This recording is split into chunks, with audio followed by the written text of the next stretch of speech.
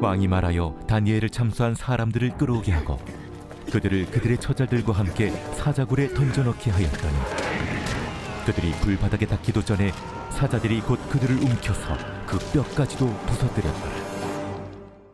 이에 다리오 왕이 온 땅에 있는 모든 백성과 나라들과 언어가 다른 모든 사람들에게 조서를 내려 이르되, 원하건대 너희에게 큰 평강이 있을지어다. 내가 이제 조서를 내리노라.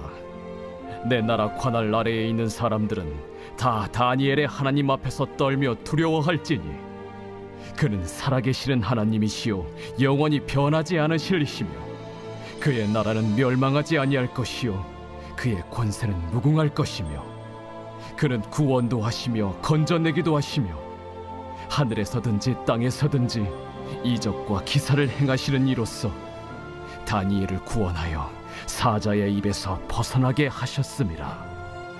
이 다니엘이 다리오 왕의 시대와 파사 사람 고레스 왕의 시대에 형통하였더라.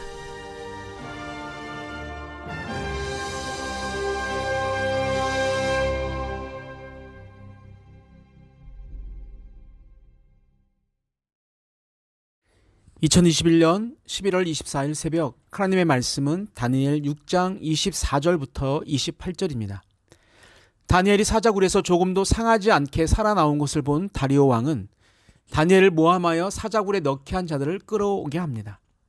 다니엘이 사자굴에서 무사했다는 것은 그의 무죄가 입증된 것입니다. 다니엘은 22절에서 나의 하나님이 이미 그의 천사를 보내어 사자들의 입을 봉하셨으므로 사자들이 나를 상해하지 못하였사오니 이는 나의 무죄함이 그 앞에 명백함이오며 또 왕이여 나는 왕에게도 해를 끼치지 아니하였나이다 라고 대답한 것이 바로 그 뜻입니다.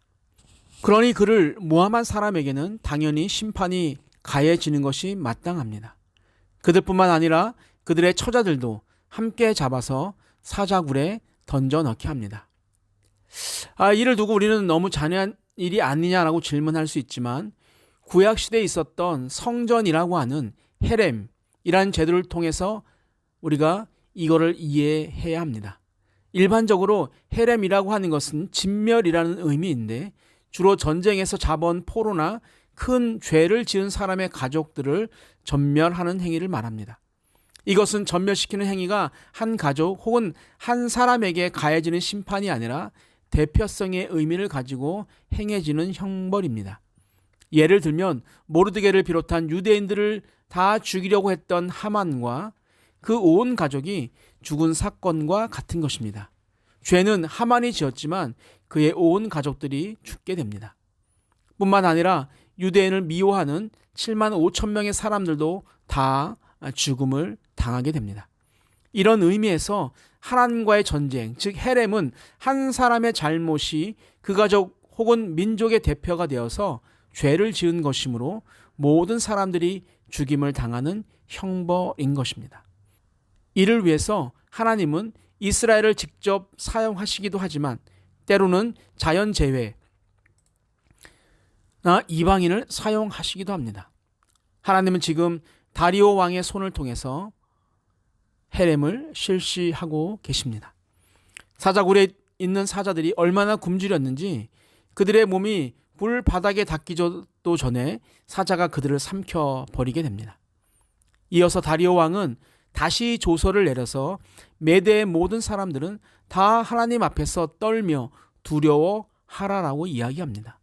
그 이유는 하나님은 살아계신 분이고 영원히 변하지 않으신 분이고 하나님의 나라는 무궁하며 영원히 멸망하지 않을 것이고 그의 권세 역시 영원하기 때문이라고 고백합니다. 또한 하나님은 구원도 하시며 건져내시기도 하시며 하늘과 땅, 즉 시 공간을 초월해서 이적과 기사를 행하시는 분이기 때문입니다.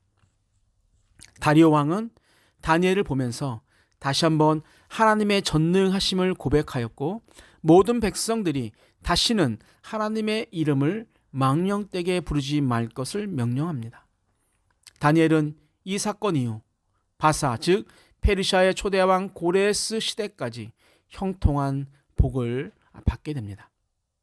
하나님은 이방인 왕을 통해서 다니엘의 원수들을 심판하셨습니다. 다니엘의 순종을 보시고 다음 왕까지 형통한 축복을 허락하셨습니다. 우리 하나님은 그래서 역전의 하나님이십니다. 모든 세상의 권세가 그분의 통치 아래 있기 때문에 가능한 것입니다. 사랑하는 성도 여러분, 다니엘의 형통의 결론만 우리가 기억하는 것이 아니라 그 형통함에 이르는 과정을 기억하시길 바랍니다.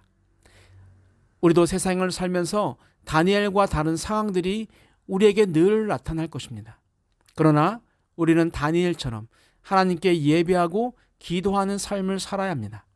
그럴 때 우리의 인생의 결론은 다니엘처럼 형통으로 마무리될 것입니다.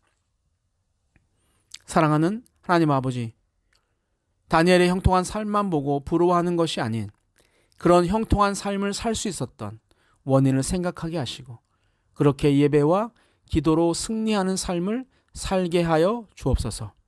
다음 주부터 다시 시작할 수요 예배를 통해 다시 한번 우리의 예배의 열정이 타오르게 하여 주옵소서.